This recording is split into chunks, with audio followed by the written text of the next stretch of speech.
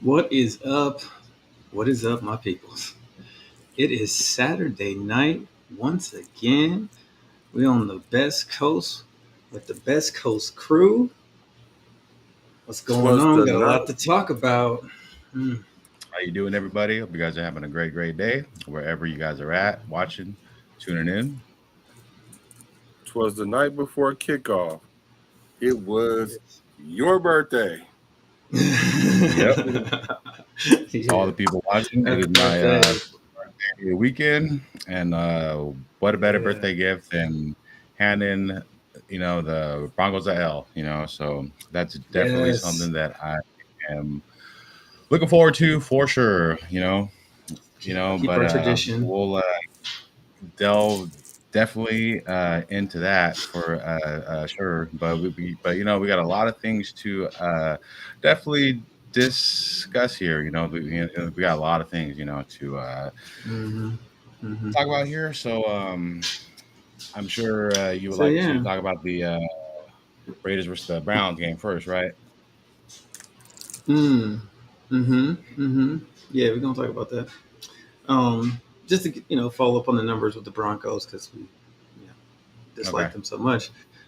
Not only have they never beaten the Las Vegas Raiders, but we've beaten them 10 out of the last 11 matchups. So let's keep that going. Yeah, the only thing I don't like about that is just statistically, we're bound to lose a game just statistically. Mhm. I mean, but we can keep it going, though. We can go like 10, 12, 13, 14 in a row, though. I've seen worse. Yeah, Yeah. it happens. Usually it'd be streaks like that. You know what I mean? One team is just kind of how it works. And then you look at the Yeah. whole overall record, and it'll be pretty damn even, except for us versus the Chargers. Anyway, the Raiders won their game 20-16. You know,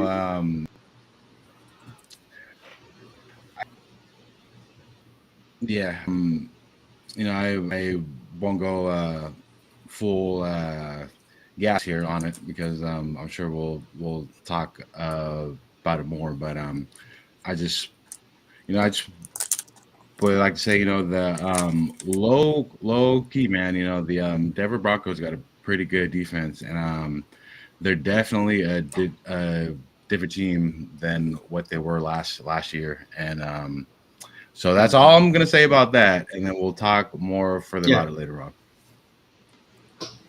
Yeah, the defense right now for Broncos is allowing 13.8 points per game. They're third in the NFL in scoring.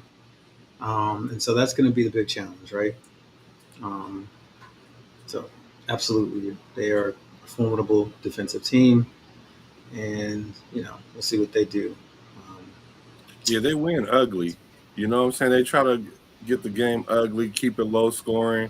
They know they don't have a high power offense. It's kind of been like what they've been like for the last few years, even with Russell Wilson. So I'm not expecting anything more. It's a division game. Probably going to be a low scoring game unless we can come out and just jump on their neck and stay there. Can we Yeah. can we continue the Bo Nix turnover train, right? Take advantage of the fact that he's a rookie, trick him, take the ball away, do that sort of stuff. That'll help, offset the fact that their defense is so good, get some shorter fields, and that sort of stuff.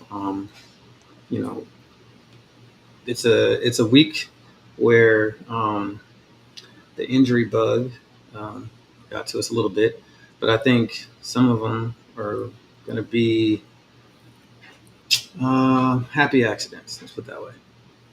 No Zamir White this week. Right? He's out, and I think having the room to breathe through that is going to be something that's good for the offense. So more Madison. All right. Yeah. And then I kind of anticipated my that. favorite linebacker, Mr. Luke Masterson will not be playing this week. That's all right. We got another white boy behind him.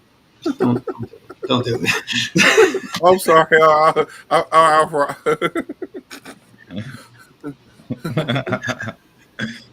Eichenberg No, you remember what I said though. I mean, Listen, we know how to pick them. We just don't need to put two of them in there, a linebacker at the same time. that's the But we'll thing. see. We'll see. The tape on Masterson in the last 2 weeks is so atrocious. It's like he Yeah, forgot how to play football. Like false steps, constant. Like every play starts with him just standing there for 2.5 seconds or so, and then he'll decide to take a couple steps in the wrong direction before he then tries to go pursue the play. And then there were plays he actually knocked our players out of the play instead of tackling somebody. Like he blocked Merrick for them. So yeah, let's just see what that looks like without that. So to the chat. So yeah, so we got that going on. I'm trying to think about the rest of the injury report. It's basically the same players. Mayer still out for personal reasons, so we won't see him. There is a chance Divine Diablo plays, which would be a big, I think, a big lift based on what we were getting out of that position from Masterson the last 2 weeks, and then what we probably get from Diablo if he's relatively healthy. I mean, that's really the main stuff I wanted to kind of just go over. Minshew does really well against the Broncos. And he's actually, thrown for almost 900 yards so far in the season, 70% completion rate. But that's a huge matchup versus the Broncos secondary, which have kind of excelled. They're third in the NFL in passing yards allowed. So he's going to have to find a way to break through. Obviously, we don't have Davante Adams. So let's talk about that, guys.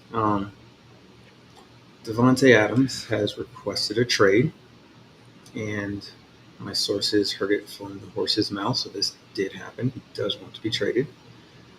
And it's a timeline thing for him. He, I think, is aware that Father Time is never lost, and he wants to get himself in a position where he can do something this year or next year. And he also has 2 years left on his contract, meaning it's time to get that bad boy extended. So, it's a question of, can he win a Super Bowl here this year? Probably not. No. Is he going to sign a big long-term lucrative extension here right now? I'm not sure that makes sense for us in the position we're in, right? No. I think the issue here was trading for him without a plan, without any real kind of idea of what we're going to do with him besides he's going to play the car. And then now I think we're kind of making a mature decision if we go ahead and move forward on this. That's my opinion.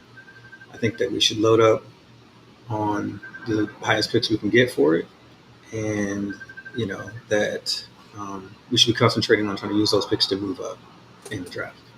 And if there's the bright, shiny, quarterback of the future that we can grab and have him sit behind Minshew, who I think is a good person to sit behind, we would have a succession plan of quarterback for the first time in our history or whatever, basically.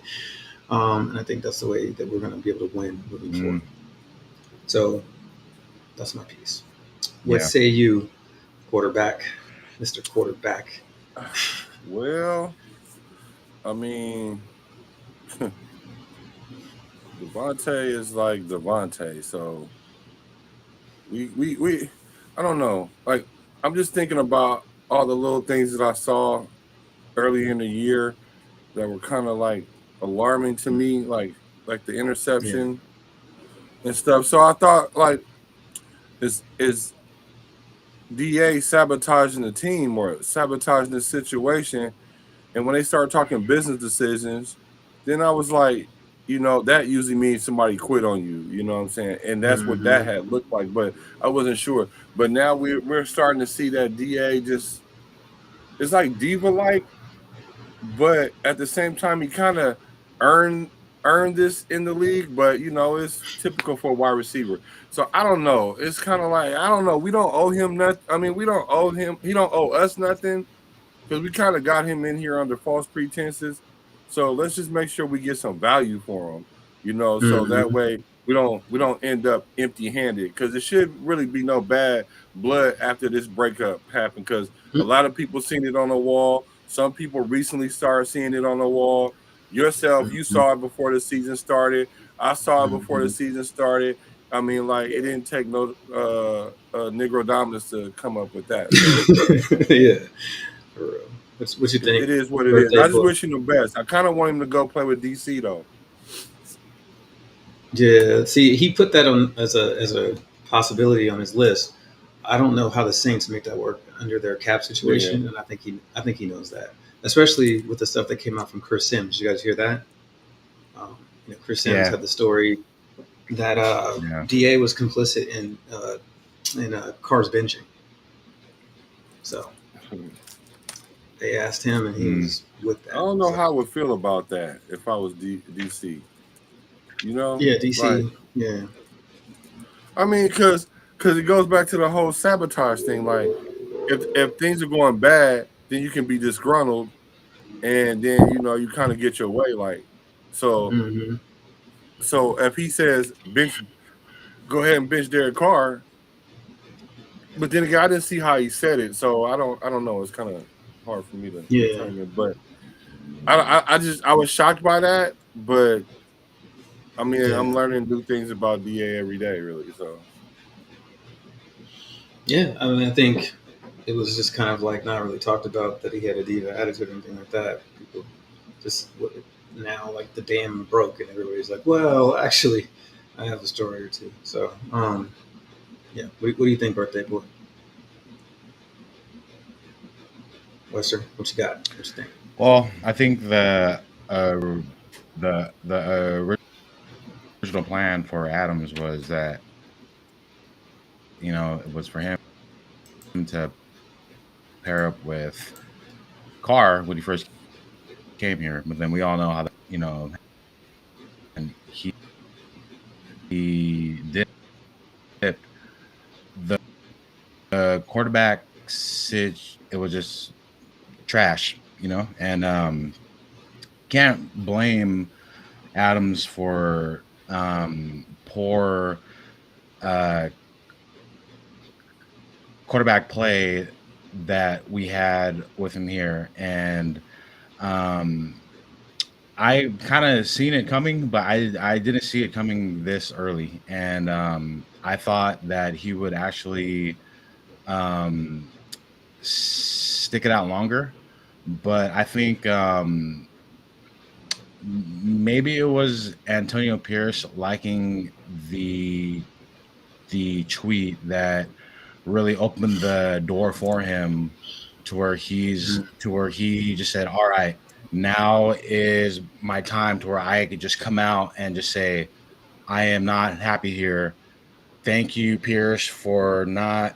Oh no, no, no, sorry. Thank you, Pierce, for liking that tweet. Now I could just come out and say that I'm not happy here. I want to be traded. You just gave me the opportunity to go to where I want to go now.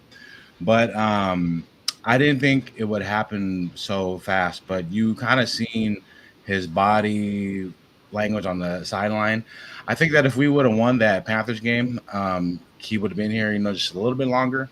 But Mm-hmm. yeah, He said it was it competition too. sucks, but no player is bigger than the Raider Shield. I don't care who it is. I don't care if it's Adams, Crosby. I just don't care. And I'm hearing, Ravens, Saints. Some people think they're Chiefs, Bills, Saints, right? Um, I want the highest draft capital that we could get. And I agree to what you said, to where I want to get draft capital back. I don't really care for like players unless they're going to be like a really good player in return back. But I want draft capital and draft picks that we could stack Tom Telesco could do his job and just build our team for the future. I really want to get a quarterback in the draft coming up. That's what I want to do. I want to stack picks and build for our team's future. And hey, I'm saying happy he's gone. And hey, it is what it is. It's a business.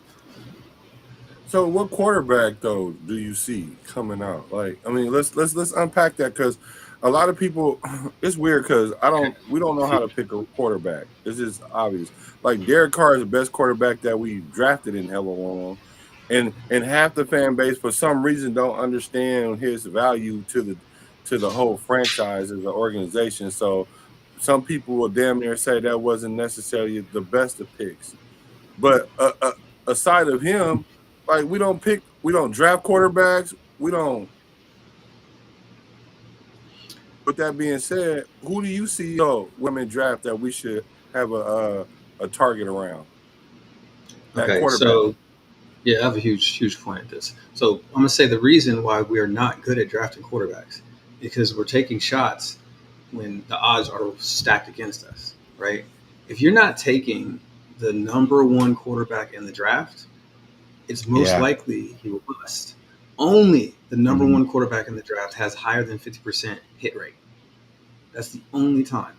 So you have to go get the best guy in the whole draft, not somebody else, the dude, if you want to have a good chance. And we keep taking guys in the fourth round or just second or third. And luckily, Carr was the best quarterback in that draft, hands down, right? So that's why in his draft, 2014, he came out with Bridgewater and Manziel. Okay. Really? And they went ahead of him. Yeah. I forgot. Yeah, because I know we got a steal that second day. Oh, I knew we were going to get a steal. Bro, I was through the moon. I was telling my dad about this guy from Fresno State. He's like, they're underestimating him because they don't like his brother. Right. So anyway, that was the best. Exactly. That was probably the best draft quarterback that we drafted in hella long, like for sure. Mm-hmm. So I think that we need to go ahead and go, do it all the way. Half pregnant, right? Like we got to go get the guy, right? So what's the name? And I think it might be Drew Aller this year. Drew Aller might be our Jaden Daniels this season. Penn State's quarterback, extremely physically gifted. He looks awesome playing against Big Ten, so it's not like it's fool's gold. So I'm looking at him. I haven't had a chance to scout everybody, but he looks nice right now, right? And then you still have Shedeur Sanders. You still have what's the kid from Georgia? Carson Beck, right? Yeah. Good. So I think Cameron Ward. Yeah. So there's Ward. There's Sanders, Beck, and then there's that one kid from I think it's from Alabama, Milrow. Mel. I know you. Oh, yeah, I know you're talking about. He was in the title game last year running around. He's nice, man. He's nice. Yeah. It just sucks, like that Arch Manning wasn't coming out of the draft because he would be the guy, because no, he's the dude. But Jalen Milrow. Yeah, he's really, really nice. Yeah. And then like Arch is only playing because the starting quarterback over there broke his hand. Pretty sure that's what happened. Quinn Ewers or whatever. Yeah. People have been waiting on him for a few years. He was playing well and he broke his hand. He was in early Heisman conversation. Mm-hmm, mm-hmm. So, every year they say, that next year's quarterback class is shitty, and then it's not because quarterbacks exist, and sometimes they take a minute, right? So, like, get it all figured out. So, no one was talking about Jaden Daniels. No one was talking about Drew Aller. but he was potentially a player that turned into something. So I think trying to do something like that, get one of those guys. Yeah, so we got to end up in the top 6, 7, top I would 6 say or 7 or 8 to get a good quarterback, right? Exactly. Right. Yeah. Yeah. So you get years where you have 2 of them, but only one of them is ready immediately or something like that. That kind of thing, right? Like we have the Stroud Richardson thing. Like Richardson, if he can stay healthy, right? Those are the 2 quarterbacks I like in that draft. And there we go, right? So we just have to be able to try to, figure out how to get into that spot. A lot of times, man, if you just like do it early enough, right, you can get up there pretty quick. Because people aren't necessarily concentrating on it right now, right? So yeah, I mean, if we can spin this DA thing into actually getting, a quarterback. We've only drafted a quarterback in the first round as an organization 3 times, guys. 3 times. Yeah. In our whole history. If you only take 3 shots, you probably not gonna have very many points. You know what I'm saying? Like, every shot you don't take, you automatically miss, right? So we've been missing every year. Which is why you saw a little bit of like, oh my God, we didn't get a quarterback last, when we were at the draft. You know what I mean? I love Brock Bowers, but Brock Bowers cannot solve this quarterback problem, right, by himself. We have to get the guy. And then it makes everything easier, man. It means that, if you really have a top 5 guy, right, you don't necessarily have to have everything perfect, right, to be able to win, right? And that's what the difference is between top 5 guys and Carr. Top 5 guys, Minshew, Cousins. These guys are really, really good, but you better have the whole rest of the team right, because if not, there's no way, right? But you got Tom Brady over here with receivers playing cornerback and like a bunch of 7 wide receivers, and he's going to the Super Bowl, right? So there's a difference. There's levels to this, right? Okay, so I think collectively, it doesn't feel like Raider Nation has too much emotions about the Davante Adams thing. Or is that just me? Because it seems like everybody's just kind of like, okay, cool. Yeah, I mean, if that's what we're going to do. Well, it didn't help that the Raiders looked just fine without him. Well, I think it's because that could have been fool's gold. That could have been fool's gold, but I mean, like, we still seen it. Because what happens is, to me, in my estimation, my guesstimation is now, Gardner don't have to prioritize Davante in every route. Like, he could really just be a facilitator. And then it kind of makes it like they can't key in on one person, because then if you key in on somebody, then we need to hit the matchup. You know what I'm saying? At that point. So as long as we can keep doing it like that, we cool. Because if we had DA, teams like, all right, we'll bracket DA, and then we don't really have to have a bunch in a box because they're not running. So, it kind of like hurts us a little bit. But now with DA out, you don't know which receiver we're going to throw it to for real. And you don't know what kind of running game we have because we barely know. You know what I'm saying? So it might be a gift and a curse at the same time, Yeah, I mean, unlike when I was like charting those games with you, all 22 and stuff like that, looking at the stuff, to me, it seemed like the biggest issue from, watching tape for Minshew was him getting stopped in his progression anytime that he saw Davante Adams anything close to open or just one-on-one, anything like that. And I was like, okay, he really wants to throw it to him, but like, this is a little much. Now you start to be like, okay, if he's diva in it, then like, okay, the Minshew was like, I got to get this over here so we can keep the team together, or is he'll start complaining, that sort of stuff.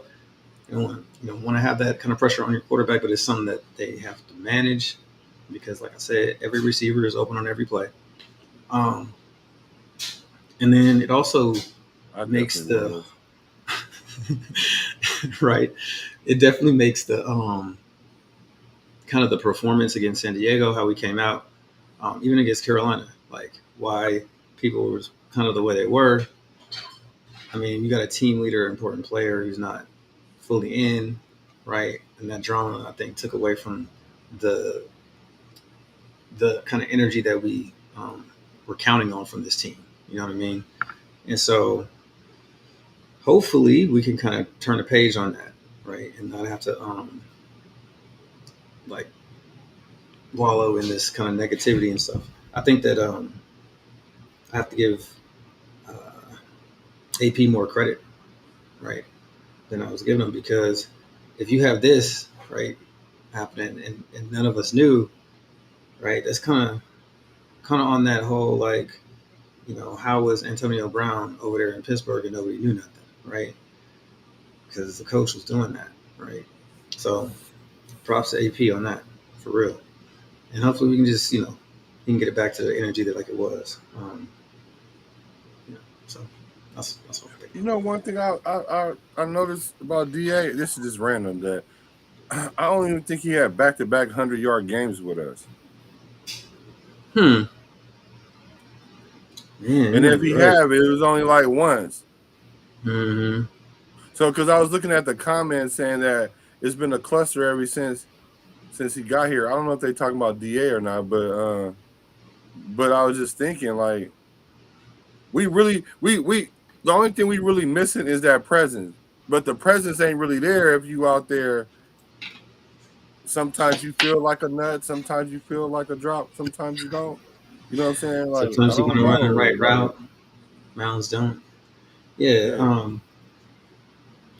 You know, the thing that got me kind of interested is I remember, you know, when him and Renfro ran into each other. He didn't like come out and be like, "Oh, that was me," but it was him, right? And then, you know, week one, you know, Minshew tries to throw a screen pass to nobody, right? And that was on DA, but he didn't put his hand over like that was me. So I'm like, right? That's you know what I mean? You know what I'm saying? He let him eat that. Yeah. You could have just said it was a miscommunication. Then you could have just put it on both of them, neither. You know what I'm saying? It didn't have Minshew looking like first week out there, like, what the hell is he doing? Like, it shouldn't have had to take Maxx Crosby in week 3 or week 2 or whatever it was to let him know already. Like, I mean, granted, it was a great thing to do. I'm just saying, like, dang, like, already. Yeah, man. So that was a signal to me, like something's different, like, or, you know, why didn't he like take that responsibility or whatever? I don't know. And this crazy thing is that this is his offense, man.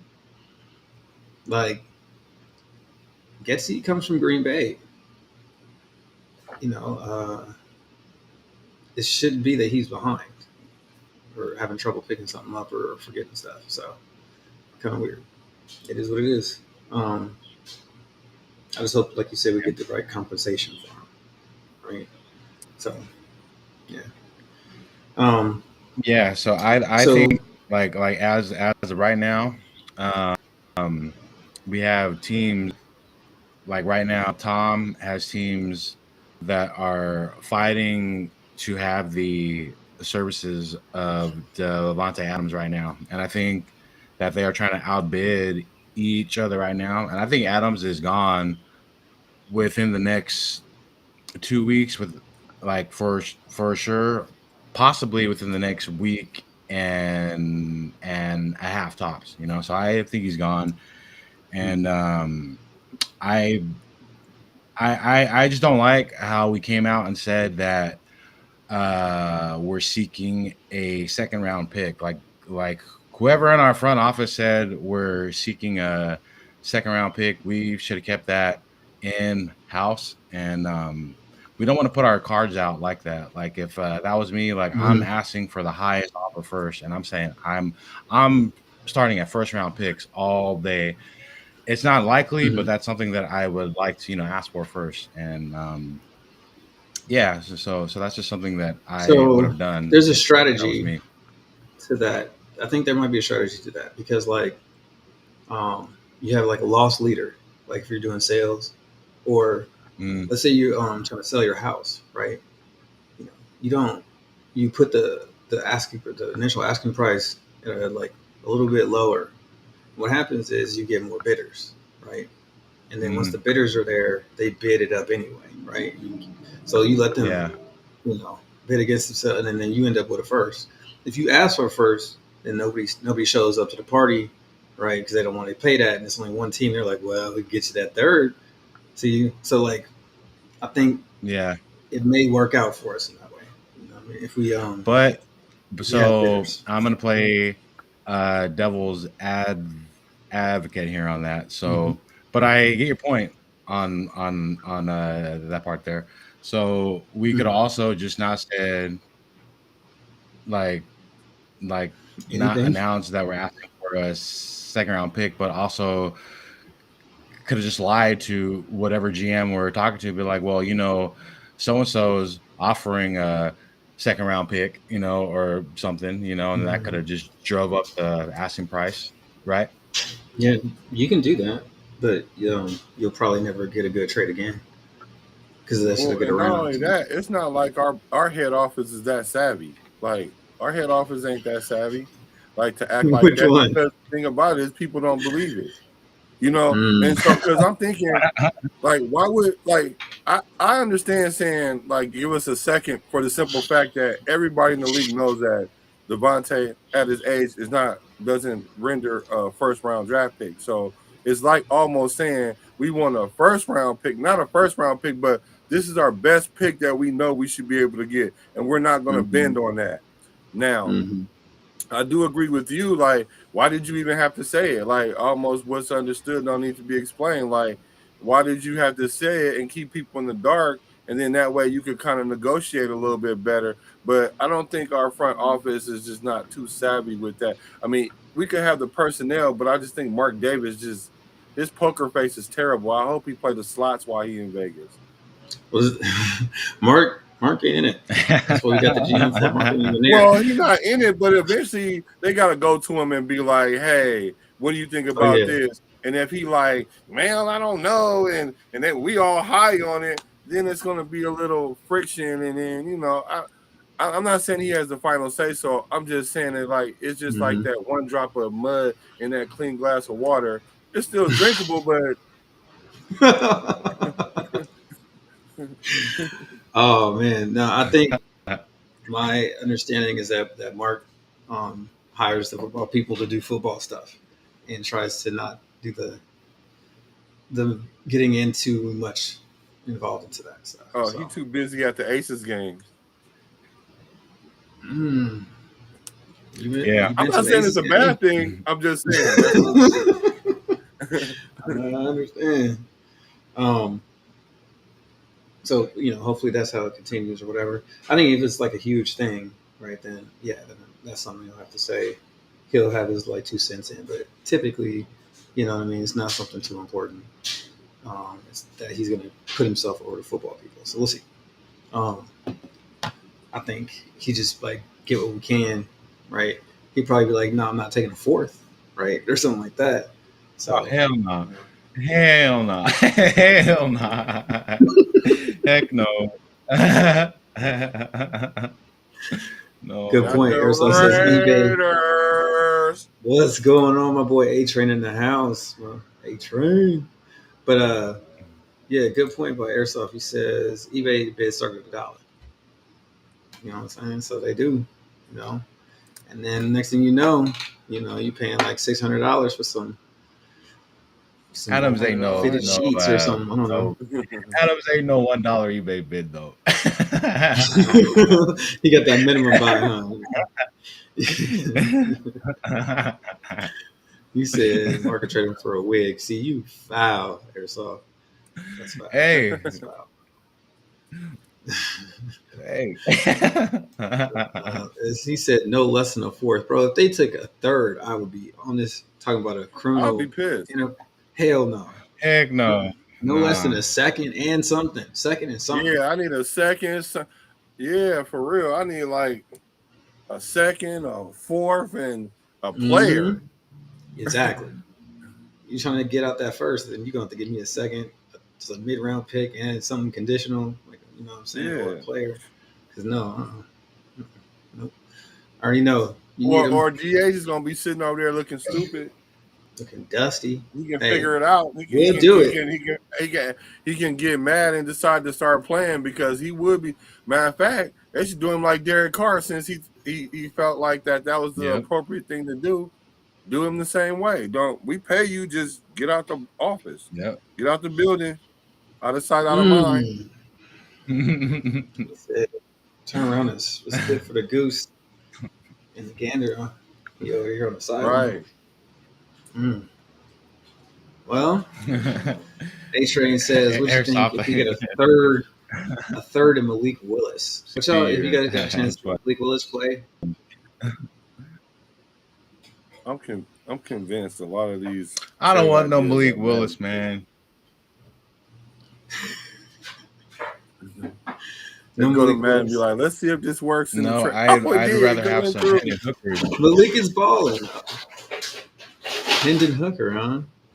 Hendon Hookers. Those players we all. I want only one hooker in it. Abundance of Hendon Hookers. Oh boy! There's only one hooker. He started his birthday train all early, boy.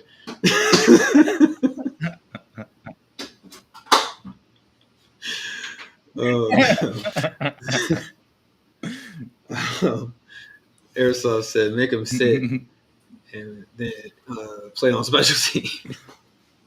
Oh hell! Come on, bro. Y'all doing worse than Marcus, bro. Hey.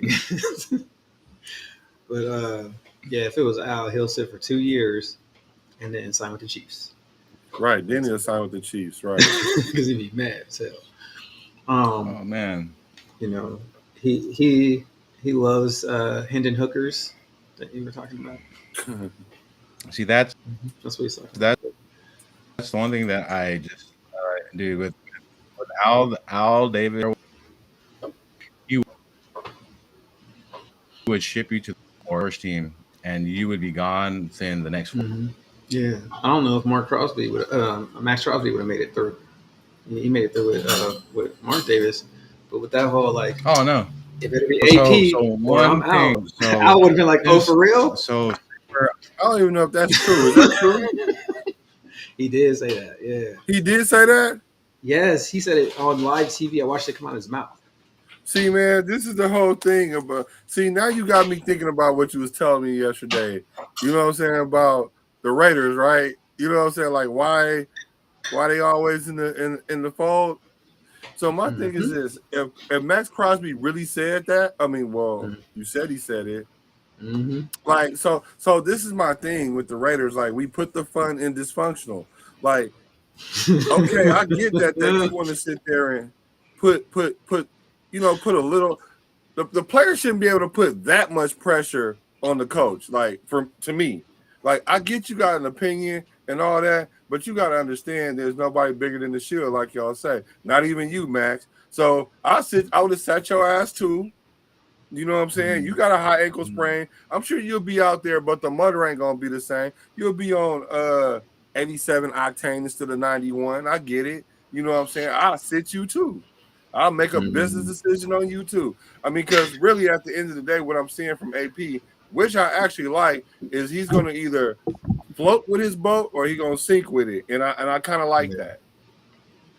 Yeah, I was surprised when last offseason when Max we were taking our time trying to decide who the head coach is going to be and interviewing other people. And he's like, no, it just needs to be AP or it ain't right.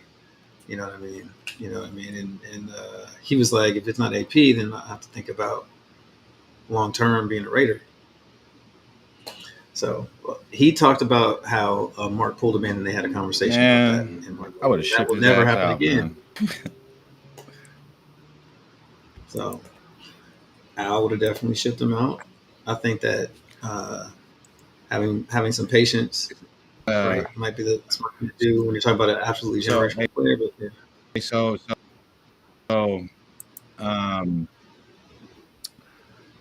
I feel about Maxx Crosby having a podcast during the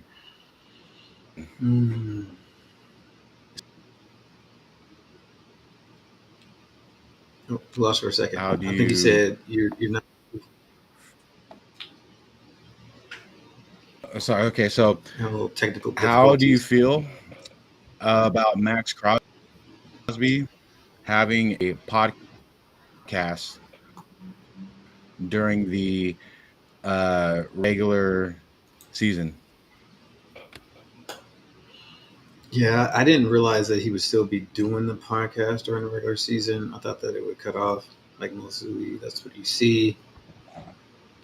I don't think it's affected his play. I think he stayed out of controversy so far, but I don't think that's the greatest idea. So, Is his episodes current? Because I know I just saw him do like a couple of interviews that he obviously did during training camp. So they I could think have the probably what it content is. already. Like he might be ahead like a month or 3 weeks or somewhat. I haven't watched it recently to see if they're talking about currently what's going on right now. But now if they're talking about what's going on right now, then I don't see the podcasting as an issue. It's how you present yourself on said podcast. For example, I say like Draymond Green. Everybody was like, Draymond Green should be the last person to have a podcast during the season, and Yeah. he matriculated that fairly well, even incorporating the what's going on right now, because people kind of like that element. They like to hear the insider stuff, which is cool, but you can't just go out there and just say what you want and then don't think there's going to be a repercussion to it. You know what I'm saying? Or a backlash or some kind of ripple effect. So Right. you got to be aware of it. Yeah, Right. Absolutely. It's a thing. So, right. My internet here is behind or not, or I'm going to just say, so if his podcasts are pre-taped, then yes, that is cool. But if he's doing it like week by week, then I honestly don't agree to. And I know that there's actually agree to what I'm saying, and that's what makes me different from a lot of the other Raider content creators.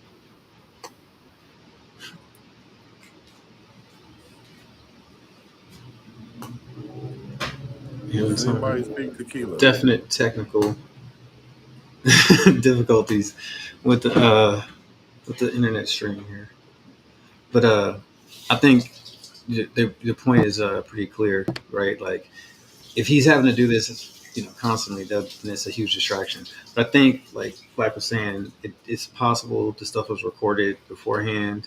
I'm going to give him the benefit of the doubt because Max seems to be on that, right? Like I don't think he would want to take away from his ability to do his normal thing.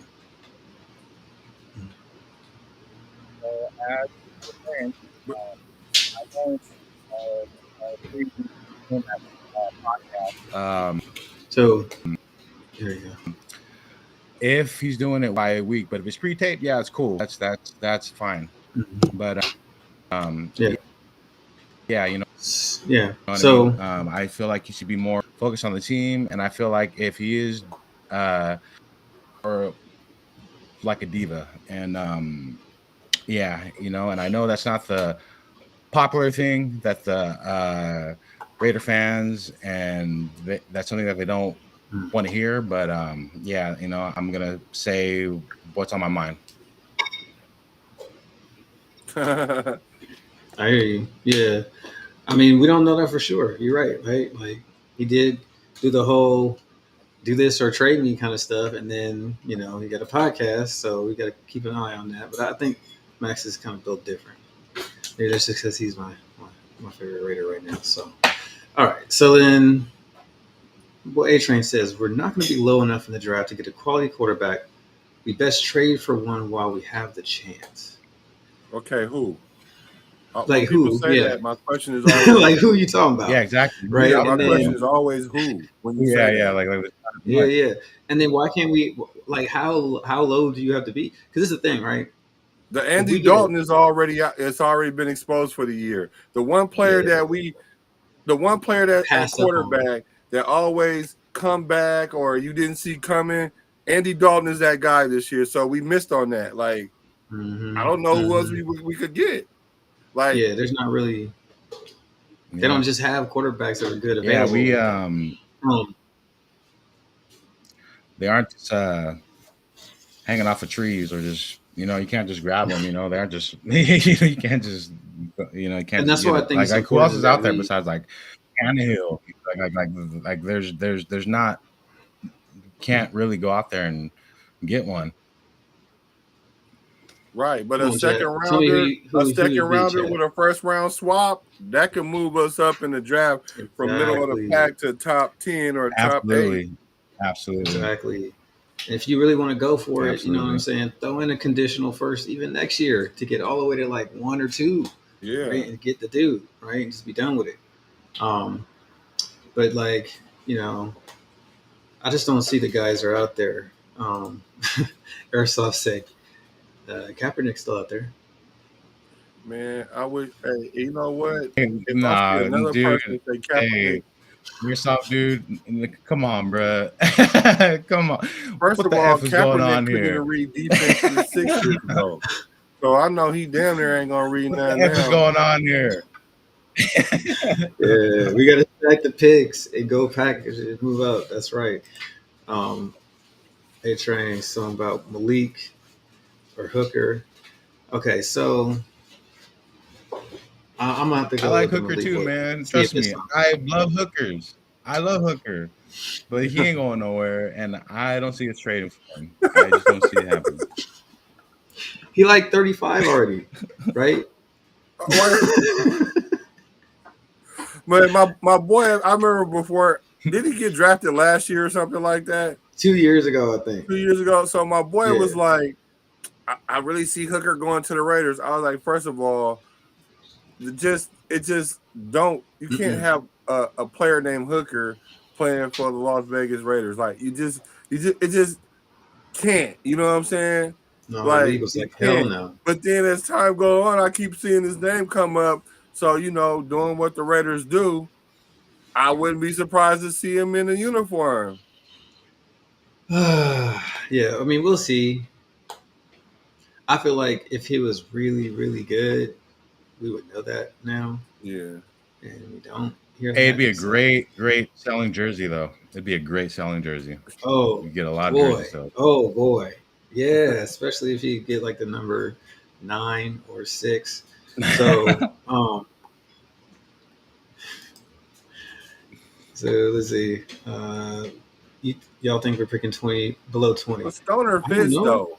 Stoner. What do you think? Speaking of Stoner, lucky I respect the show. What is A-Train? Like Stoner fits. Stoner, yeah. That's not too much. But when we go Hooker in Vegas, like you starting to alienate a demo. They trying to bring a certain demo. Hand in hand, man. Hooker in Vegas is like peas and carrots, man. So we couldn't even have Jimmy G out there, man. Jimmy G was already too much. Man, you can't have porn stash in Vegas, bro. Porn star. Porn star. Yeah. A-Train says, guess y'all think we're picking below 20. Do you like what? Yeah, no? Like, yes. I don't think we want the 20th pick because that's the team that like won a playoff game or something, right? It's like that's probably not where we're at right now. You know what I'm saying? We'll see if people overperform, but like DA is out, Maxx is not fully healthy. Adam's just gone. Year that we thought we were going to start. We can't run the ball yet, we got a bunch of drama with Pierce right now. What is Gardner going to do going forward? We got a lot of question marks right now. I love, our team, but you got to be down to earth and not biased, and I want to be optimistic just like the rest of the Raider Nation, but you got to be real too. You know what I mean? And right now I'm even right now. I'm like an even line. right now, and we just got to take it one game at a time. One game at a time. Yeah, yeah. I mean, if you're talking about being in the 20s and we're talking about like basically a 500 team, which is kind of where I think we might end up based on things being different than I thought at the beginning of the season. Like we don't have DA all year. We don't, have a fully healthy Maxx Crosby. Epps is out for the season. You know what I mean? These things matter. The O-line struggled at first, so if they continue to struggle, that's going to be an issue, right? But they look better in the last game. So let's. So you, Raider D, and we made our season win-loss predictions at the beginning of the year. That was based on the team roster that we had, not knowing what was going to happen going into the year. But now, what happened under the circumstances, with like Adams and just all this stuff that's happening, it's things change, you know what I mean? And it completely changes outlook on my predictions on the win losses going forward. And and I'm just being completely honest. And when I say something where I feel confident, and when I say where I feel I'm right, and when I'm wrong, I'm definitely gonna own up and say that I'm wrong. Right. Yeah. Yeah. I mean, I didn't kind of expect, I guess, the level of injury to the most key players, right? Like DA's not really injured, but for all intents and purposes, right? And then Maxx Crosby, being injured. And then, luckily we have depth at safety, right, to step in for Epps, because that boy's out there balling. Palomau is looking great at the position, probably better than we've seen guys play for a while at safety in that game. So if we can get more consistency and less,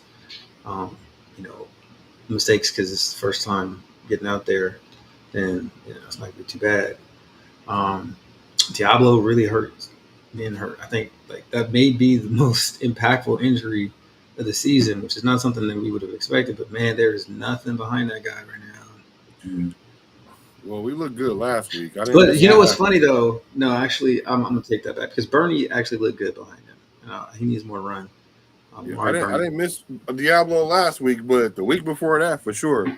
But Palomalu was out there playing like his cousin or whoever's uncle or whatever, hair on fire. Like that boy was out there going crazy. You know what I'm saying? But that's what we need to see. And that's kind of contagious too, because what that does is put a player like Jack Jones back in his place. You know what I'm saying? And I'm glad Jack Jones has enough gumption or whatever to see the writing on the wall. And I think that has to do with AP because AP really ain't playing. I'm trying to gauge AP because he sound one way, then he come off another way. And like I said, he like to go up and down, but I think people really know that he ain't to be played with at the end of the day. You know what I'm saying? So it's good to see Palomalo out there playing his ass off and just inspiring other players because Diablo comes back. We need Diablo to up his game at this point because we got players that don't get the playing time that he used to get. Now they're stepping up and they're showing out. Now he got to raise his game as well. Yeah. And as far as AP, I wanted to touch on what you said earlier before Black when you talked about how he's a rookie coach, right? So we got to have certain like patience with him. And like it's almost like the team needs to kind of get his back too, right? Like if you got a rookie quarterback, right? But it's going to be good one day, and he should be starting. Then the team kind of like helps out, right? We're going to put us a better down and distance. We're going to block a little bit harder on run games. We're going to not turn the ball over. You know what I'm saying? Not fumble it, and not put him in bad positions, things like that, so that he can have that confidence and grow a little bit. Because once he hit a certain level of just experience, then he gonna be able to carry us. You see what I'm saying? I think there's some of that to what's going on with AP. He still needs to learn how to manage some of the time management stuff, and then who to listen to, who not to. Should we hit this week? Blah blah blah. But like overall, when you're talking about you add in this factor with DA, like it's pretty admirable what he's been able to do as far as keeping the team together and making the right decisions as far as moving us forward. Now, I think you got to be quicker with the trigger on replacing players, right? If they're not performing, so we'll see. Yeah. So since we're on the whole AAP thing here, the things that I don't, and I'll be honest, the things about and Antonio Pierce, I just don't like how he goes on social media, and he puts his voice out there, and he puts the team out there. He needs to get off social media and Instagram and all that. You don't see other coaches doing that. And let's talk about the other like rookie NFL coaches right now, like and Antonio Pierce. Like, for example, Gerard Mayo, Raheem Morris. Yeah. It seems like they have a bit more confidence when they're under duress. And when Antonio Pierce, when he loses, it's kind of like he shows it too much. And then when he wins, he kind of like, hey, all right, team, let's have a cigar, and all that. It's cool, to like, you want to get your team fired up and hyped. And I touched on this last week too, but let's save the cigars for when you actually win a playoff game and when the games, count. And let's not try to be too emotional when you lose, and keep your team business in house and don't post it on the internet. Get off of the internet. That part. You're a grown man. Speak to your team inside of the building, and try to hold yourself more accountable and be on a higher tier, because you're the head coach and you're supposed to lead by example. So that's all I'm trying to say by that. Yeah, I agree totally with you. You can't be cigars this week and business decision the next week. Like, that's crazy. You know what I'm saying? Like, and I also get being a little bit loose because you were probably more like a player coach because you were a player. So I kind of get that, right? But a lot of that needs to be in-house. Y'all can smoke cigars, but you don't want to be in all the interviews and y'all acting like y'all just that guy already. And then next week you're looking all worried. And then players get to acting funny. And then you want to go up there and be like, I'm not going to hold my tongue. O-line, you play like shit.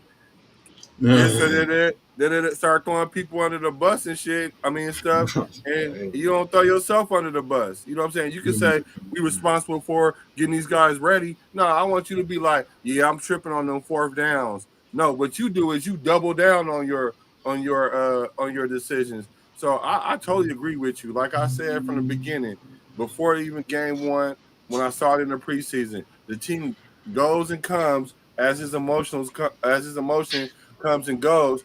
I like a man with passion. I'm a man with passion. I love coaching with passion. I get all that, but you got to put a governor on some of that. Everything ain't for everybody. That's real. Yeah. Stay off of social media. Learn how to be circumspect with the media. You see Belichick, bro. Like, I'm not saying you got to be that, but bro, like, just say less. You know what I'm saying? Say less. Would they say less is best? Yeah, man. You know what I mean? Like, you don't have to say all that. Like, we all watched it. You know what I mean? You could communicate that way easier. You know what I'm saying? You could communicate that by making changes to the offensive line and letting people who cover the team talk about that. But he'll get there. I think he's an emotional dude, right? And so you're gonna have to take some of that, the negative with the positive, right? And 100% is like 80% of what you want, and 20% of what you don't want, right? With everything, if you're gonna get it. So that's the question. Like, is the 20% too much, right? Oh yeah, that's what I was going to see about Raheem Morris and those other coaches.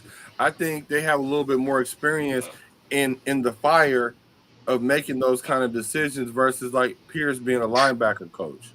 You know what I'm saying? Like they might not be so cerebral in that sense. But I'm with you though. Like you got to be better there because although you're a rookie coach, you did coach like half a season last year. Like. Yeah, and it's like I know you got stuff to learn or whatever, but like just be less volatile, man. Like you got to take your time with this kind of stuff. Don't just jump into making decisions about how you're gonna talk after the game. Just after the game, I don't go live. You don't see me on here, right? If you're an emotional coach, just don't say nothing after the game. Wait until Monday. You know what I mean? Just after the game, like I don't have nothing. I gotta look at the tape, right? Because that's for me. That's really what it is. Yeah. And so. Yeah, just walk up there. Really tough game. Got to see the film. We're going to get back to work tomorrow. And I'll see y'all later. That's simple. Like, we ain't trying to make it too hard.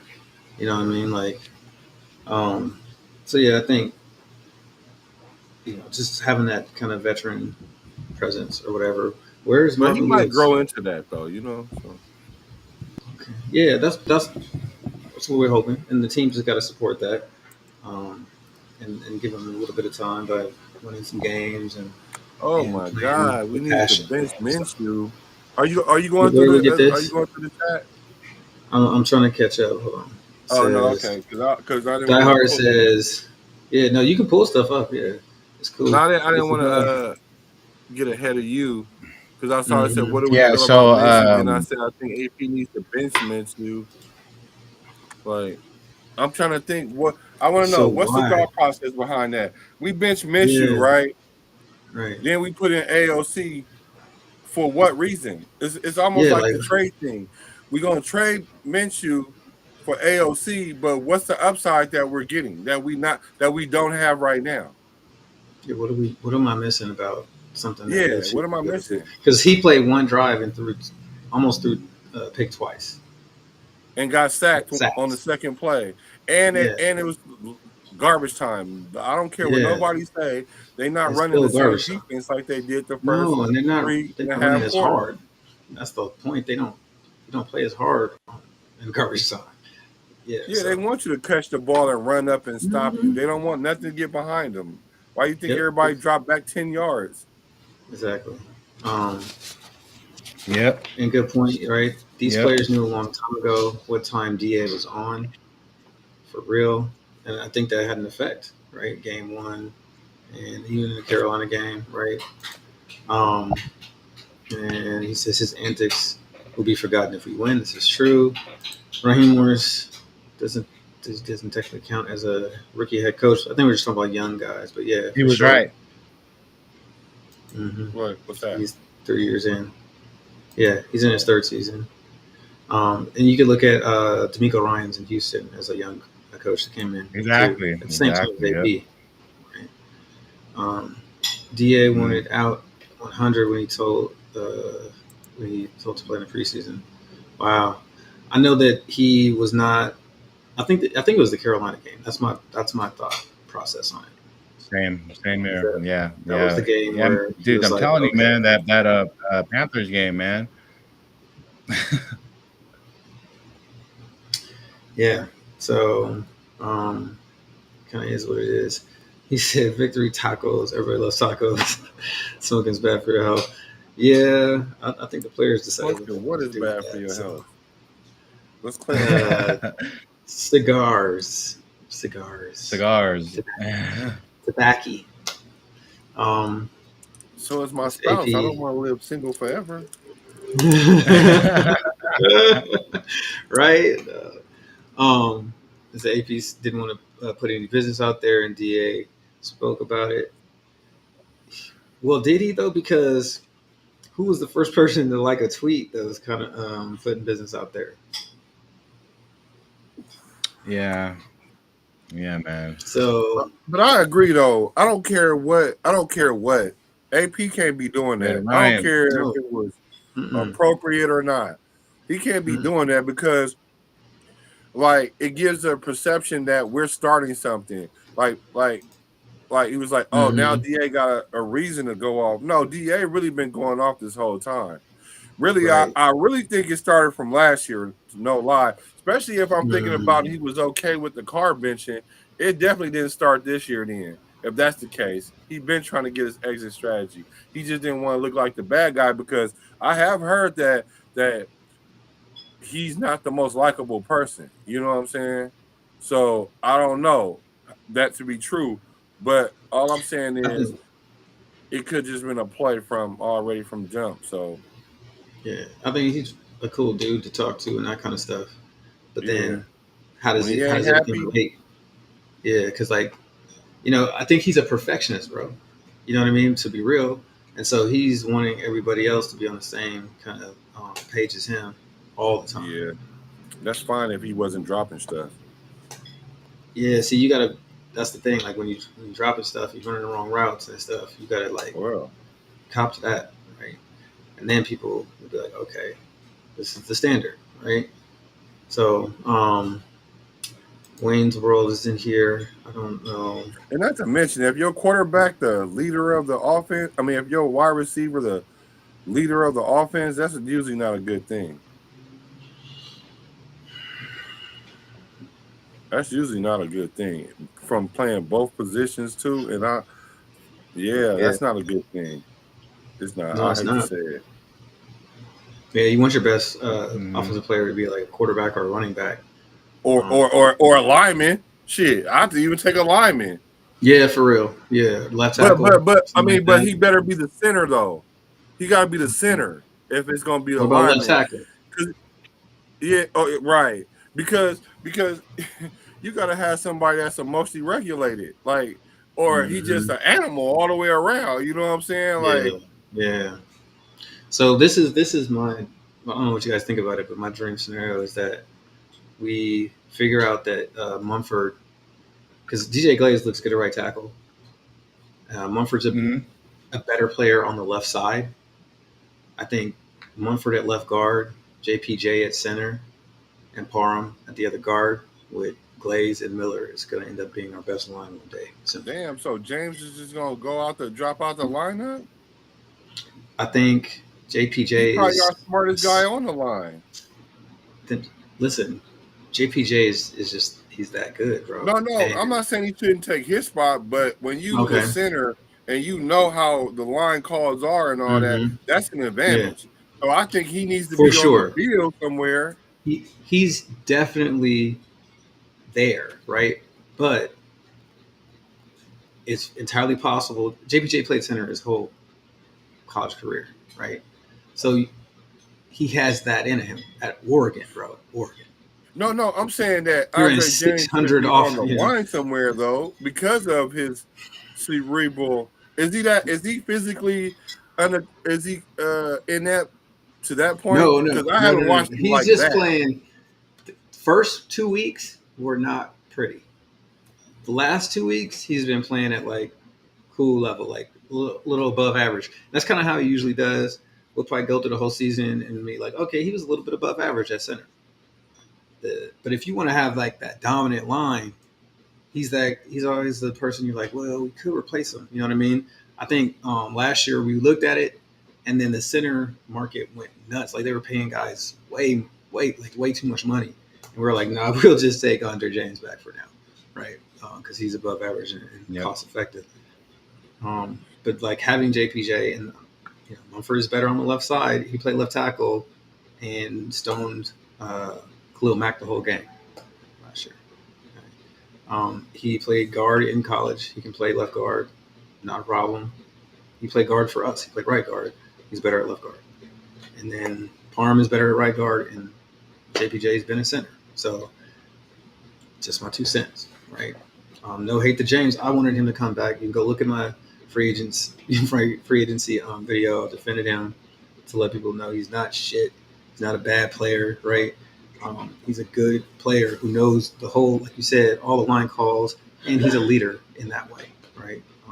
So no shade to James, but I do think that's probably end up being our best line down the road. So put it out there.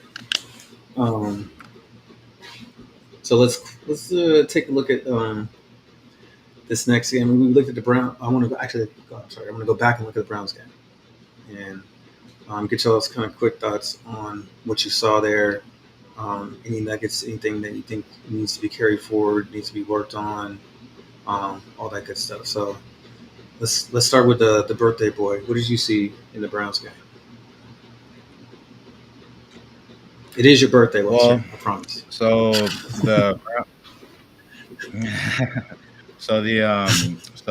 Browns, they scored 10 unanswered points in the first quarter, and then we finally came through and drove downfield in the second quarter. We capped it off with a Trey Tucker end around, which was beautiful, man. Mm-hmm. And then we couldn't do anything after that until we got a Carson field goal in the third, which gave us a 3-point lead.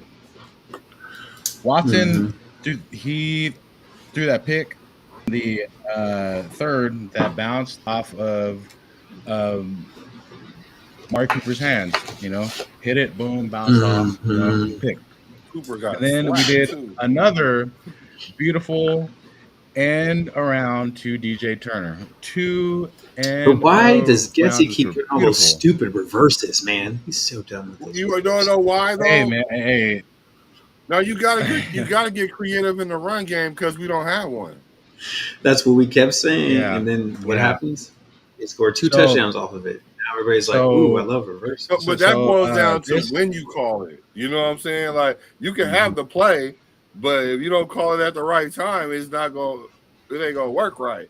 So that's what I'm saying. I don't understand why so many people is on Gutsy's neck, because I think he coaching fairly decent. Like, I'm like, out of 4 games, I would say that he's gotten better. Maybe one of them I'll be like, yeah, but I think he's been doing pretty good, all things considered.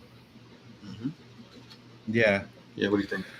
So in the fourth, this is where I think we're going to see a lot more Alexander Madison, because Zeus fumbled in the fourth, and then the Browns scored, and then it was 16-10, right?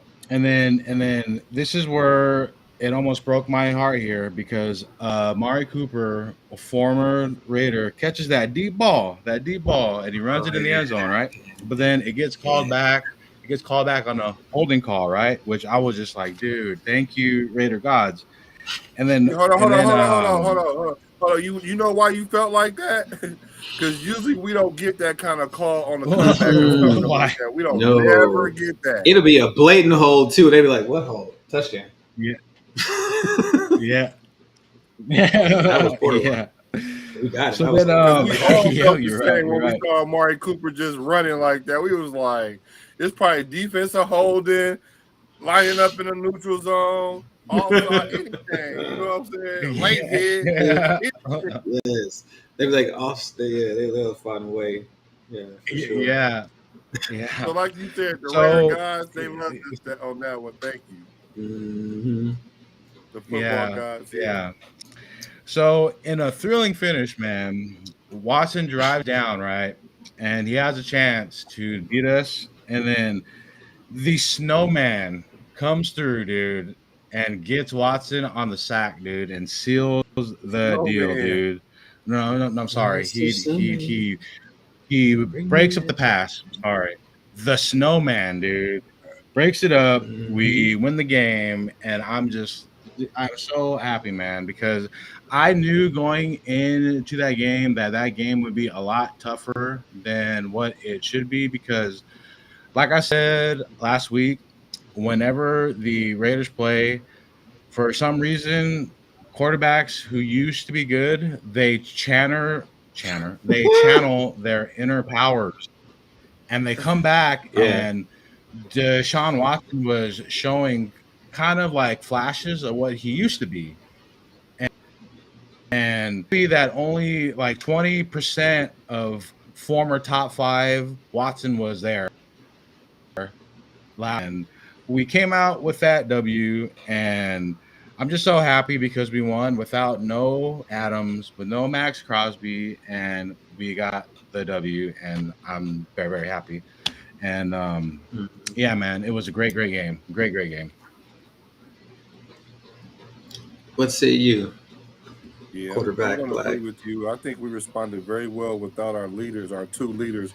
If you guys get a chance, go to the Nothing But Raiders podcast. We was talking about that.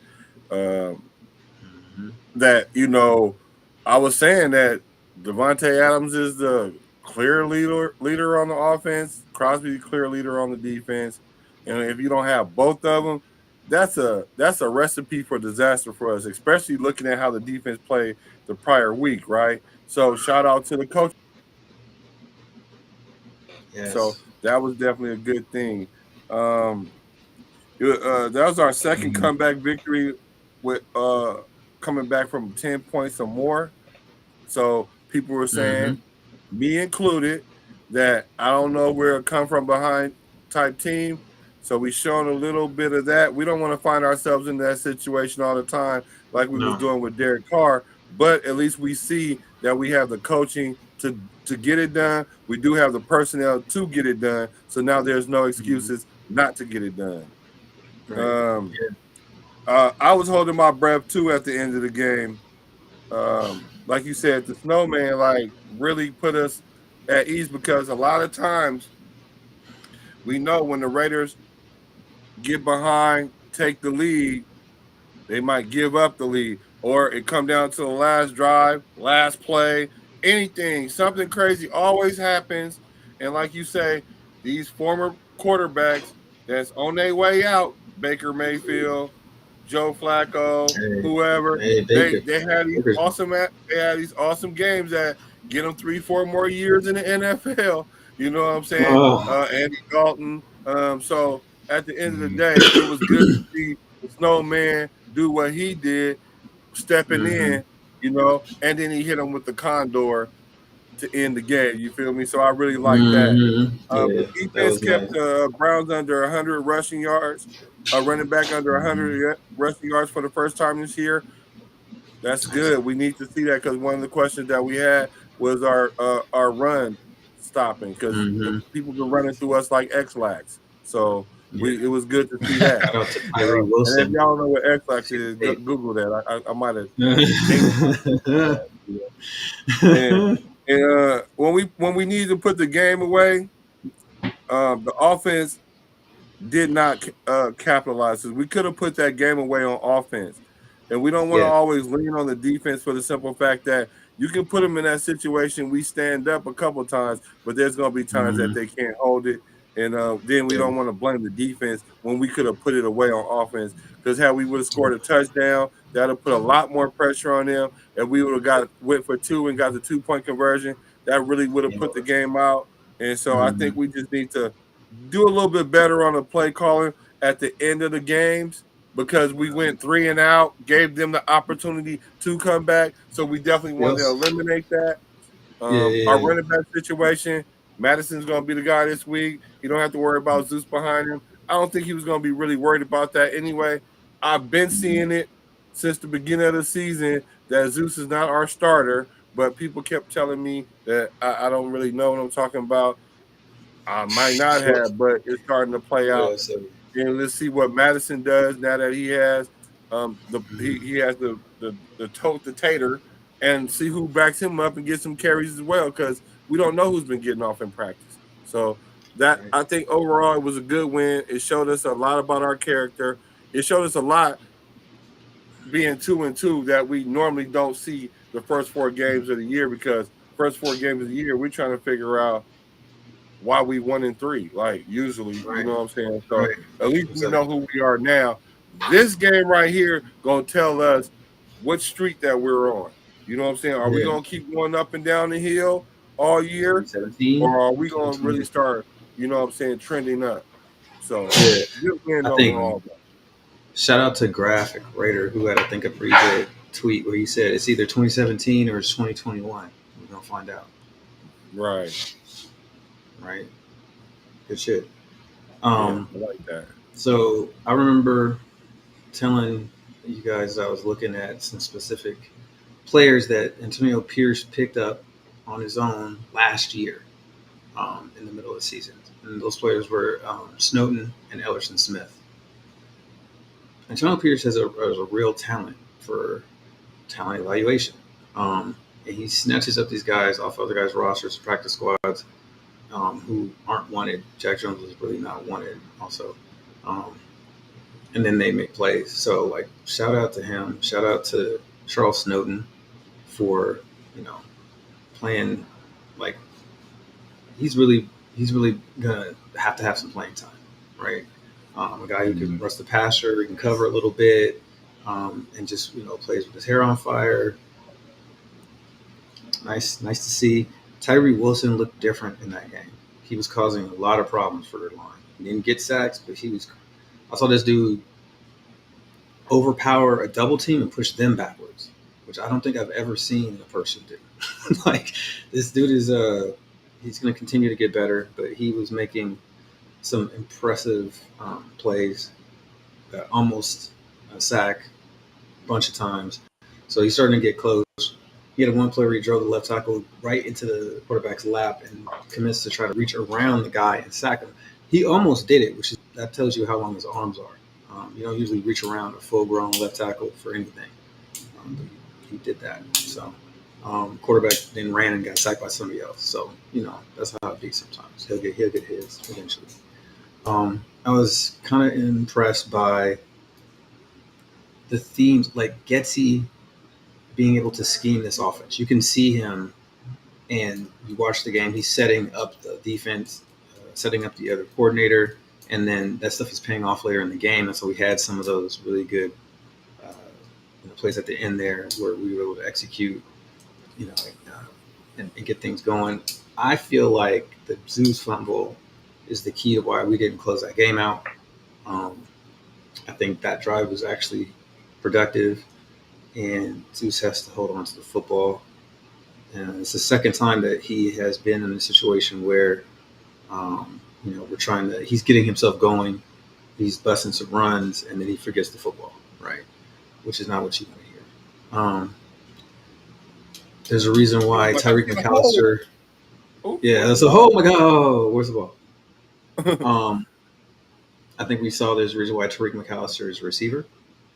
He's fast, but boy, you can't take hits like that. You cannot take hits like that. He got to protect himself a little bit more on that. So that was a little bit weird, or something that stuck out to me, right? I think just overall impressed with Minshew's poise. I think it's one of those games where statistically it don't look that great, but it's probably statistically his worst game, but it's probably his best game. You know what I mean? As a quarterback, getting us in the right play, as a handling the ball and getting them out on screens and reads, and you know what I mean, like avoiding sacks, keeping us in manageable down and distances and things like that caused us to win the game. He played winning football. It didn't look fancy, but like as a coach, I'd be happy as hell, right? Because he did what needed to be done, right? We did not have DA, right? We did not have Mayer. Mayer will be back. That makes a difference. It's a 2 tight end offense we got. But shout out to Hunter Bryant. Like, he balled. The backup tight end. Yeah, Harrison Bryant. Yeah. I like right. That's why you want to have depth like that. Because now we we're real glad we got Harrison Bryant now, right? Like, he made a couple plays, and he hit some blocks too that were real key, especially after the tight ends missed some blocks last week, I think. Hey, yeah. They had a couple plays you're like, you blocked the wrong dude, bro. So, it's good to see. I think the whole Cleveland thing is it's hard to judge off them because they're in a tailspin. I think they are looking like the 2017 Raiders situation, right, where they just can't get out their own way. Obviously, they probably had a game won and they got a hold. You know, Amari's tipping tipping balls or quitting on plays, or I don't even know what's doing his Amari. And Deshaun Watson just needs more oil. You know what I mean? He looking not looking loose enough. That's what I'm talking about. Yeah. That's why I keep trying to get a massage. He's gonna leave that right there. Yeah, we can leave that right there. So let's get to the chat here. See what people have to say. I'm gonna make sure I get my chat. EA is gone. He's the only one who wanted AOC playing. Interesting take. Interesting take. I'm not gonna say you're wrong there. Right. I'm not gonna say that. Right. If you're talking about Carolina, they also rush blitz Aiden with starters such as Shaq Thompson. Yeah, they did blitz sometimes. That happens. Yeah, they blitzed a couple of times, but come on, like 85% of those plays, they drop back in the coverage though. Like they trying to act like this was like the prime time football. It was not. It was still out of reach football. Raider Ryan, the captain of the fan club over here, hardest working fan in Raider sports. I love it. Right? Great dude. Look at him telling everybody to hit the like button. Yeah, let's get that like button. Be like Raider Ryan, okay? Be like him. Let's talk about it. Die Hard says, an arm unlike Minshew, that was like 3 plays. Okay, Minshew's a more accurate deep ball thrower. His average depth of target is higher. When Aiden started his 10 games, he was 31st in the whole NFL in average depth of target. I don't know why people keep saying he pushes the ball down the field. He does not push the ball down the field. He makes plays down the field sometimes, so he can throw. But he is not a person who's like. I watched him in practice too, twice, in person. It was check down. Like he can't hold the ball or avoid rush long enough to make other plays. It's check down Charlie stuff, right? With this line. Now you get a line that can block like they did for Brady. Maybe it'd be different, but we don't have that. Let's see. We got another one. He says Glasgow wanted to trade DA when he first came here, but had to wait because he didn't want a backlash from the fan base just to come and trade Adams from get-go. Maybe not. Interesting. Yeah. He said Butterfingers from Amari, too much popcorn. Interesting. What's up to my boy with the super chat coming through? Yeah, respect fam. We get 9 to 10 wins. Okay. Raiders. I was about to say, let's get a Raiders for that. For sure. Good looking. Committing to excellence with the super chat, man. Appreciate it. Yes. Thank you. And thank you to the fan base for getting me to the point where I could take super chats and monetization. You feel me? Yeah, thank you. It's like, wow. Like for real. Y'all come through and that's awesome. See, Weather Twan said DA wanted out with Carr, but waited to see if we were going to get the top quarterback in the draft. I think you're correct too. I think if we for sure. got Stroud like our GM wanted, it would be a whole different game. But this is why I must fight Joshy boy on site. There's just so many different offenses. I got nothing to say, bro. I'm not gonna talk. I was about to say, don't even say nothing. No, I'm just take off. You getting snubbed. And then possibly he could have like chilled and waited until maybe hoping we could have perhaps traded up for Jaden Daniels or could have got Penix, but we all know how that panned out, and we landed with Garner, and it's unfortunate what happened, and sometimes that's how the cookie crumbles, you know? Now we know why Atlanta needed to go ahead and take Penix to force her hand on DA. That's my theory. Okay. All right. So It says we have two young players that can play center, JPJ or Parham. If we move on from Andre James, I don't. Parham is not a center. I know that we tried to work him at center a little bit for versatility. He did not play center in college. He's not a center. So, he would have to be learning it, much like James had to learn it. JPJ is a center, so I think there's a difference there. But I agree with the overall premise, though, right? Like, yeah. So James is a tackle guard, UCLA, and Colt Miller. Yeah, they made him to center. Yeah, Parham. What's he gonna say about Parham? Yeah, Colton Miller needs to step up though. Yeah, for sure. Oh, what's up? Happy birthday to Raider Ryan. It was your birthday yesterday. What's up? Yeah. Raider Ryan. Happy belated birthday, bro. How old are you? Put that in the chat. I think Raider Ryan's probably like 25, 26, something like that, right? Right? Let us know. And we got it says Minshew still was not good. He had 130 yards. Yep. No, he didn't have a lot of yards. The Browns have they were the number one defense last year, and that's the same team. I understand. So I just don't understand why people are still having so much hate towards Gardner, and I understand we are all entitled to our opinion, right? And I get it, and I'm not trying to bash you, diehard Raider, but no. If that was AOC, he can't move in the pocket, and he would have gotten sacked. He has more mobility in the pocket. AOC could definitely throw the ball further and more accurate and more precision on his passing. But for us right now, at this time, like right now, this current time, we got to go with Gardner. And trust me, I'm a big AOC fan too. But just for the team right now, Gardner is that guy. Yeah, AOC still needs to get some work done. You got to remember, like, he only had 10 games, right? He hasn't even had a full season.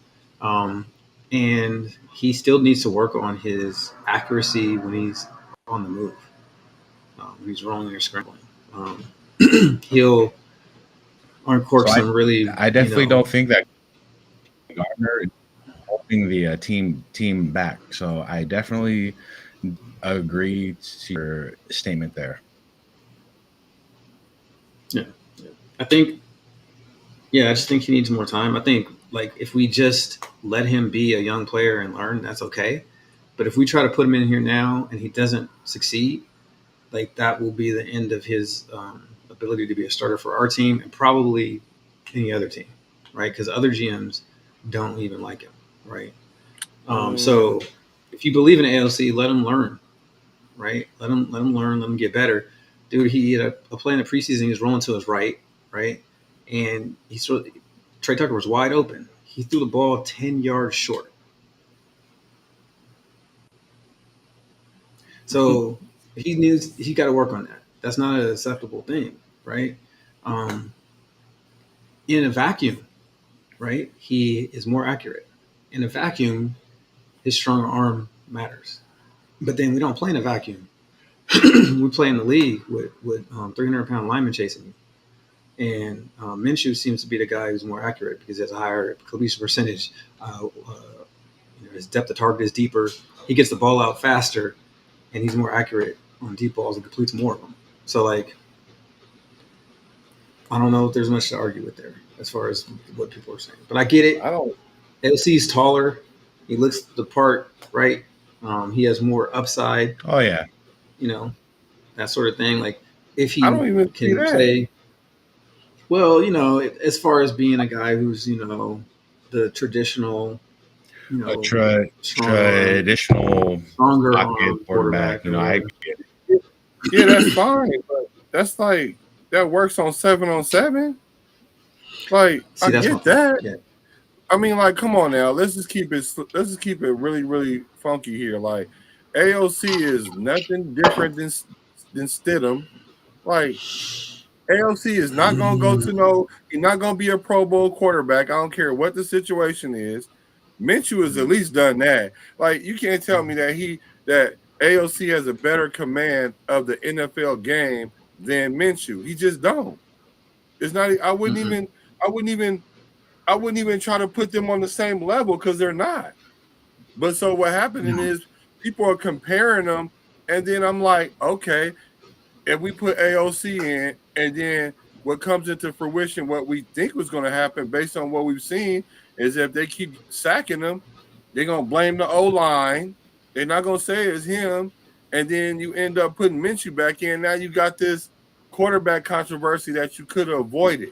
Like, yeah, you got no quarterbacks now. I don't dislike AOC, but I hate that I have to defend him the way I do, because are we using perspective or are we using like feelings? You know what I'm saying? Like, what are we doing? Yeah, because I really liked AOC. He has the talent. I do, but he needs more polishing for sure. Yeah, needs more time. I think just let him sit, and then he's gonna have to compete against another quarterback next year. If he's really that guy, then he'll outplay Drew Aller or Cameron Ward or Shedeur Sanders or Carson Beck or whoever ends up with our team.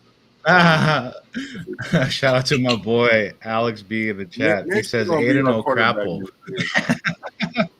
He's going to be our quarterback next year. I'm telling y'all that right now. Oh yeah, he'll be the starter, and then you got you let somebody come in and sit behind him and let him battle for second. I think. And if we do get a good quarterback in the draft and he's better than Minshew, then we're in a good position. Exactly. That's why you got to have a competent starter and a progression plan where you're not forcing the guy in there first thing just because he got drafted high, and then when he fails, we're like, why is he bad? It's kind of what happened with Marinovich back in the day, but there's more to that. He probably didn't I like Tom Marinovich though. Yeah, put him in early like that. He's a very talented guy, but like he needed some time to develop. Yeah, right? we put the weight of the whole Raider whole thing. Like, go play the him. Chiefs in the playoffs now. It was like, what? Dang, bro. We wanted to call him Stabler and everything. You know what I'm saying? Like, he had that too. Well, that boy was bad, man. Damn it, Marinovich. If you ever want to come on the show, bro, he was like a hero when I was a kid, bro. For real. Yeah, I like Tom Marinovich project. He was a bad man. The Marinovich project. Yeah, man. His dad was a legend out there. Yeah, that's true. We also had a run game last year too. So imagine what Minshew could do if we had a run game. I'm just saying. That's very true. So looking forward to the draft. And then he was a dog at Purdue, but it didn't transition. Yeah, there's a little bit of like, I don't know, right? Like, where's the grit from him? Like, okay, so who is this guy, right? He's this guy who doesn't get too high, he doesn't really get excited. But then what happens in pressure times? Does he like stay even keel, or does he start to look nervous? Right. And that's, we interviewed Bruce Wilkerson, Raider great, played with a lot of great quarterbacks. And the one thing he told me that you need is that when the quarterback is in the huddle with you, and it's third and long, and it's a key spot in the game, he's like, you could tell when a dude is nervous. You can just look at him, you can tell. And then everybody is nervous. We're like, oh, shit, right? What you need is the dude is third and 19, he come in and he crack a joke. Everybody laughs. Who is that on our team? It's Gardner fucking Minshew, bro. To an exact. And this is before we had Minshew on the team. This is, he was not on the team. Bruce Wilkinson is not paying attention to any of that kind of stuff. He just is speaking as a veteran who knows his game, bro. Who is a great player, and that's it's those little nuggets, man. You got to listen to people who know what the hell they're talking about, right? He was actually in those huddles, right? He won a Super Bowl, right? Like, in those huddles. He's been in those moments. So, like, I take that as gospel, right? You got to have a dude, and from my playing experience, that's how it always was, right? But, like, that's little stuff. We're talking about, the highest level, right? And that's what he had to say. And I think that keeps carrying with me, right? Like, so when AP made his decision, he said, it's because we looking for, the veteranness and whatever. I was like, okay, you know, who is leading the team on the sideline? Who's going to the offensive lineman and talking to him and hyping up the receiver and talking to the coaches, and who's leading the team out of the huddle, right? Out of the tunnel, I mean, and rapping and all that kind of stuff and hyping the team up for a game. Was that AOC?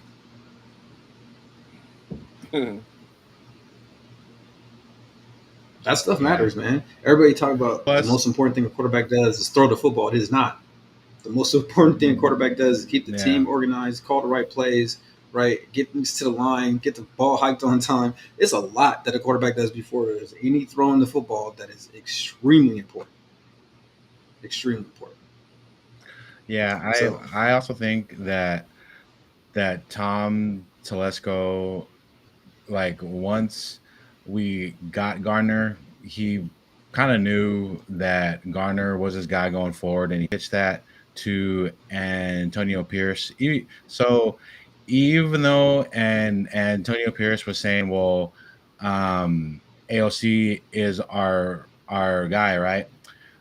I think it was kind of a smoke and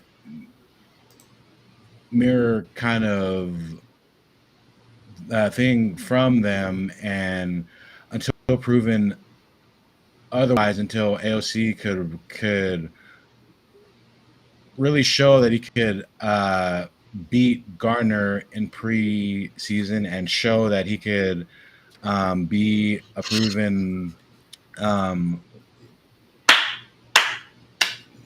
leader in the huddle, and he didn't show that. So I just think since day one, since we got Gardner, he was like, it was kind of set in stone, basically, that he was going to be our guy. Mm-hmm. Mm. Yeah, but that airsoft dude said Minshew is talented. Let's leave it at that. Very talented. His response to Maxx Crosby says it all when he was talking about little ass man. Yeah. Little ass man or little dude or whatever the fuck. He's like, not so much though. Not so much. Not all the time. Not all the time. That's that energy, bro. You gotta have that BDE, boy. That's what I'm talking about. You know what I'm saying? So, because I think AOC would have responded to that by like a deer in headlights type deal, like. Yeah, like they're killing me. Like Maxx Crosby out there terrorizing me. Can y'all stop him from terrorizing me? He might not say that, but he look like AOC would have died out there, dude. And I'm just being honest, dude. Like he Crosby would have killed him, dude. And I'm a big AOC fan. I love AOC, but come on, man. Like, how did he respond? Deer in headlights, first game, and that is a kind way of saying it. That's a kind way, of like saying it. Man. Yeah, it was his first game, so I'm gonna give him that. But Khalil Mack sacked him 6 times in that game. Did you see? Like, that was kind of the reaction where he was like, "I don't know what to do. Like, Khalil Mack is impossible to beat." Like, it wasn't like he was like firing back at him or whatever, right? So he needs to mature to be in that place, I think, to even, do that kind of stuff. And then we got our obligatory, this is for you. Winston had a lot of fire when he was talking about hitting them W's. Go ahead, Black. There we go. I know you all Winston, right? I like Winston. If he wants to ever come a Raider, come holler at me. He's backing up in Cleveland. Yeah, they could have left him in Vegas. If he want to be a Raider, I will say this: Jameis Winston went after the right tackle, DeJuan Jones, after Tyree Wilson just ran by him while he was still in his stance. He wasn't too happy about that. He was giving him the business on the sideline. And you know who came in the middle of that and got in Deshaun Watson's face was like, hell no. That was Jameis Winston. He's a good leader, though. I mean, I don't care. People follow I him for like him sure. as a leader. Yeah. Yeah. I It mean, he goes was back to even what it you're was like saying silly to about us, but they loved as it. a quarterback. Now he might be too Yeah, in jovial college, sometimes. I was a big fan of him, man. He was super dope in college, man. Okay. Okay. He's good. He's good. Yeah. He likes Winston. I like Dobbs and Mac Jones and Flacco. We have See, our I don't like none of them. difference of I don't like none opinions. of them. Y'all like all them dudes. I don't like none of them dudes. None. Hey, Zero. I don't like none of them. Give me the brand new car. I don't want nothing used. Hell no. I'm going to the Mercedes lot too this time. Tired of buying these Nissans, man. We about to get the real deal, boy. Let's go. All right. So, is there anything you guys want to touch on before we get up out of here? We're coming up on 2 hours. Thanks you to the chat. We got 140 some odd people in the building. Can we get them likes up? Get these likes up because we want people to see us. Let's go. And then yeah, share it man. out so Make sure you people guys who aren't here can see it. hit the like button. Make sure you guys go to our channels. Please sub to our channels. Yes. It's free. Yes. There ain't no charge. Yes. Worst comes to worst, if you guys don't like the content that we provide to you guys, you could always unsub, which I doubt you guys will because we're great people. So it's free. We got big things in the making. It's only going to get better, folks. It's only going to get better. We got Western. Go check him out. Western Conference. And his channel, he will break down the stuff for you. Take the time to actually explain the nuances, and then he will give you real ass opinions, not something that's gonna make you feel good, but what he really, really thinks. And then you can yell at him and stuff, yeah, if you want to. And then, my boy Black, we're gonna be on. I'll break your heart sometimes. Raiders, yeah, he will. Western, he be cold with it, right? So. My boy Black over here, Sam I Am. We're gonna be over here on Nothing But Raiders podcast every Tuesday, so we can kind of break down what's going on. We got the Commitment to Excellence usually on Saturdays, and then go check him out, man. Go check out his channel. You know what I'm saying?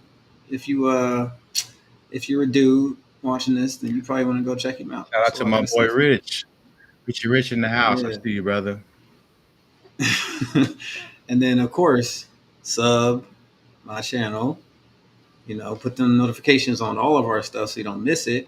And when we do a live out of nowhere, you'd be like, oh, we got it. Because you never know, man. You never know who's going to be on it as far as players. And, I might have Bruce Wilkerson on this piece again, right? Probably will, right? So, yeah. Does everybody feel like they got everything they want to say out? Real fast. I see Raider. I'm going to have to go see that, brother. Right on, man. What you talking about? What are we talking about? Hey, won't y'all? Hey, somebody buy this man a beer for his. So in the comment man. There, can we get him a beer for his birthday? Something hit his Cash App. Yeah, hit him with a sub. Yeah, get him a beer. I'm like, hey, man a bear for his birthday because we're gonna bring us a victory this week because we're gonna put it all on him this week. I don't smoke. I don't drink. I don't smoke. I'm a church mouse. Oh. I'm healthy. I am. Buy him some shrimp. I'm clean as a whistle. I'm clean as a whistle. I don't drink coffee. No coffee. No caffeine. Oh, nothing. Lord.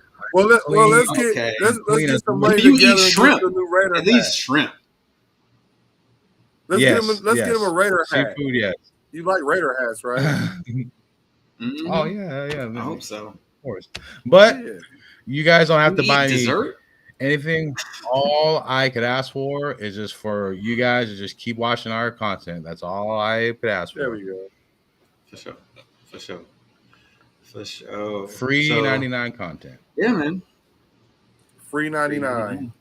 It's the best price. My favorite price. So, all right. Well, we're going to get up out of here since everybody feel like we did what we got to do. We're going to go ahead and beat these Broncos and keep the streak going. And, yeah, like I try to always say, man, everybody stay positive, read between the lines, right? And stay hot. See what I'm saying?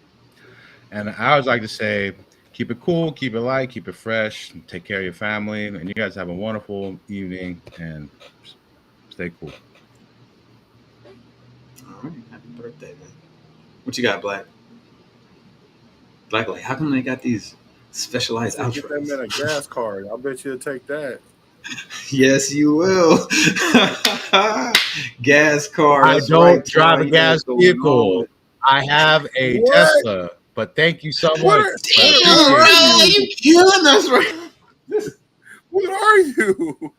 Appreciate you. I appreciate Nigga, it. hey, He we is down to and my I comment. This am is what I him. said. That's who I am. Get him a dessert, nigga. Do you eat moon Oh my pies? Can we get you a goodness. moon pie or something? Maybe you Hey, should run for bro, president.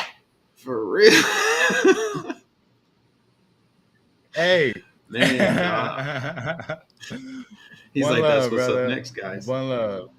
One love to the chat. Thank y'all for showing Thank out. you, Y'all Chad. was Thank amazing you. today. Thank you, A Train, for my first freaking paid, Yeah. super chat. Of course, it You're not comes from my official boy until you A get a super Train. chat. Boy, what's up? No, $2. $2. All right, y'all. We out. YouTube takes bro. Stay one. hot. All right, y'all. Folks.